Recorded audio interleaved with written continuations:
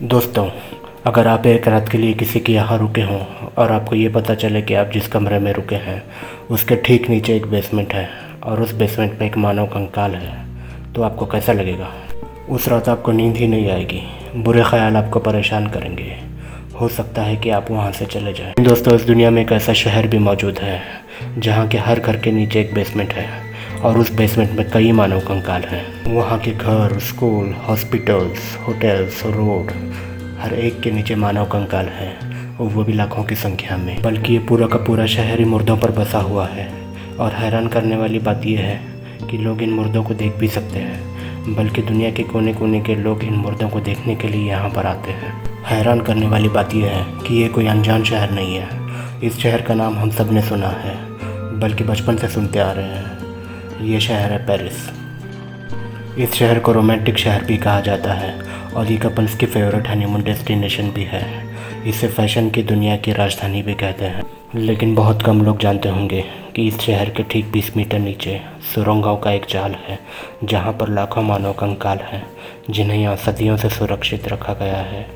कुल मिलाकर यहाँ 60 लाख मानव कंकाल हैं। जी हाँ, 60 लाख मानव कंकाल। मुर्दों की ऐसी नुमाइश आपने कहीं पर भी नहीं देखी होगी। दुनिया भर से यहाँ पर सैलानी इन मुर्दों को देखने आते हैं। करीब 3 लाख लोग यहाँ पर हर साल आते हैं। जिस तरीके से आप म्यूज़ियम में टिकट निकाल कर चीज़ों को देख सकते हैं, उसी तरीके से एक मामूली सा टिकट निकाल कर आप इन नर कंकालों को भी देख सकते हैं। मानव कंकालों की इस जगह को पेरिस कैटाकॉम्ब्स के नाम से जाना जाता है।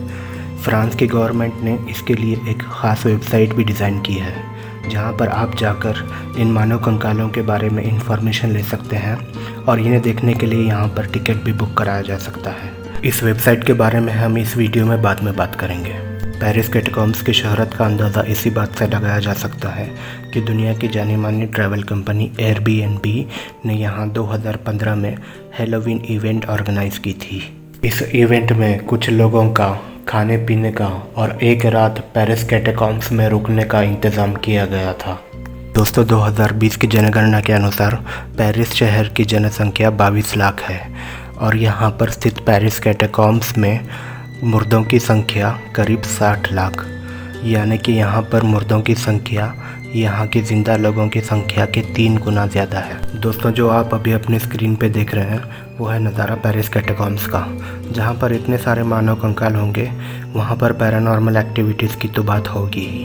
कहते हैं यहाँ पर सैकड़ों लोगों ने अपनी जान गंवाई है, क्योंकि वो उन सुरंगों में गए थे जो कि प्रतिबंधित थी। अब ये सवाल उठता है कि इतने सारे मानव कंकाल पेरिस में आए कहाँ से? इसका जवाब सदियों पुराने समय में छुपा है।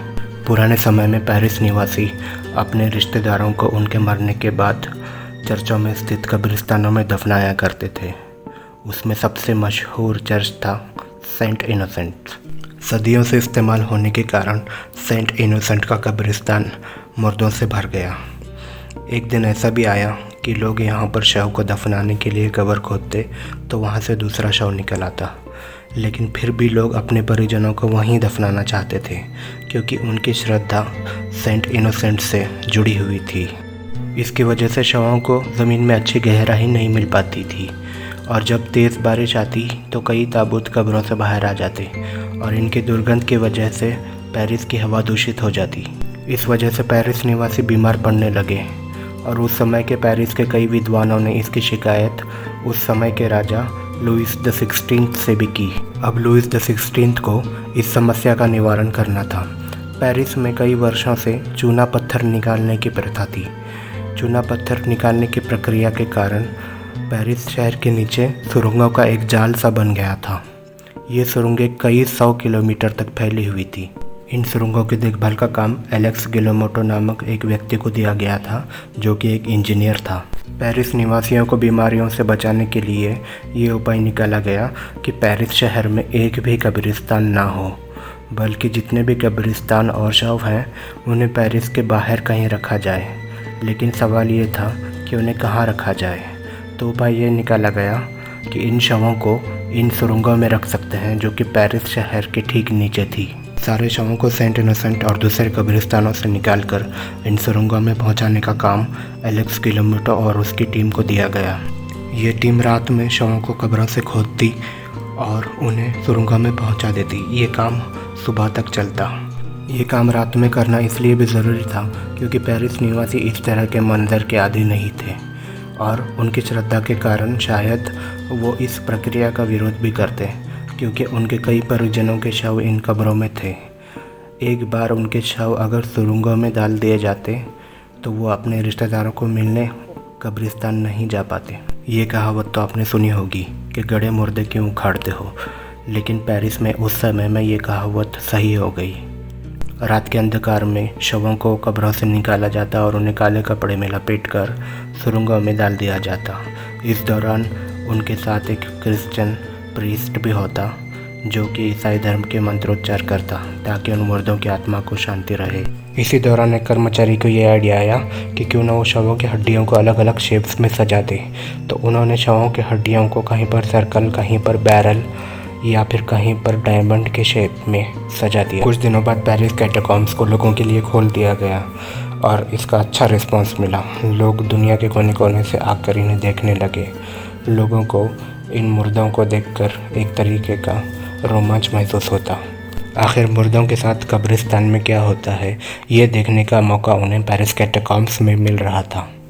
आज पेरिस कैटाकॉम्ब्स का सिर्फ 8 से लेकर 10 किलोमीटर का ही हिस्सा लोगों के लिए खुला रखा गया है। बाकी का हिस्सा प्रतिबंधित है। प्रतिबंधित हिस्सा करीब 300 किलोमीटर तक फैला हुआ है। सैकड़ों एक्सप्लोरर्स ने इस प्रतिबंधित हिस्से में अपनी जान गंवाई है। थोड़ी सी रिश्वत देकर कोई भी इस प्रतिबंधित हिस्से में जा सकता है। ऐसा ही एक एक्सप्लोरर अपने कैमरे के साथ उस प्रतिबंधित हिस्से में गया। वो वहाँ की घटनाओं को रिकॉर्ड करना चाहता था। वो एक्सप्लोरर तो कभी नहीं मिला, लेकिन उसकी ज़िंदगी के आखिरी लम्हे उसी के कैमरे में कैद हो गए। ये कैमरा किसी और एक्सप्लोरर को मिला। पेरिस कैटाकॉम्ब्स ने एक संस्कृति को जन्म दिया है जिसे कैटाफाइल्स कहते हैं। कैटाफाइल्स कम्युनिटी के लोग प्रतिबंधित हिस्से के टनल्स में रहते हैं। कैटाफाइल्स का यह दावा है कि वो शैतान की पूजा करते हैं। बड़े बड़े पॉलिटिशियन और बिजनेसमैन कैटाफाइल्स के ज़रिए काला जादू करते हैं ताकि वो अपनी आकांक्षाओं को पूरा कर सकें। दोस्तों, जो अब आप अपनी स्क्रीन पर देख रहे हैं वो है वेबसाइट पेरिस कैटाकॉम्ब्स के बारे में। इस वेबसाइट पर आपको जानकारी मिलेगी जैसे कि विजिटिंग आवर्स क्या है पेरिस कैटाकॉम्ब्स विज़िट करने के, और टिकटों की प्राइस क्या है। इसके अलावा आप यहाँ पर पेरिस कैटाकॉम्ब के हिस्ट्री के बारे में भी पढ़ सकते हैं। ये सिर्फ उन टनल्स के बारे में है जो कि लीगल है विज़िट करने के लिए। दोस्तों, बहुत सारे लोग पेरिस को उसके आईफिल टावर के लिए जानते थे, लेकिन ये वीडियो देखने के बाद आप पेरिस की एक और ख़ासियत को जान गए हैं, वो है पेरिस कैटाकॉम्ब्स। अगर आप इस चैनल पर नए हैं तो हमारे चैनल को सब्सक्राइब कीजिए। हम इस चैनल पर ऐसी इन्फॉर्मेशन और जानकारी देते हैं जो कि काम आएगी आपके करियर में और आपके एजुकेशन में भी।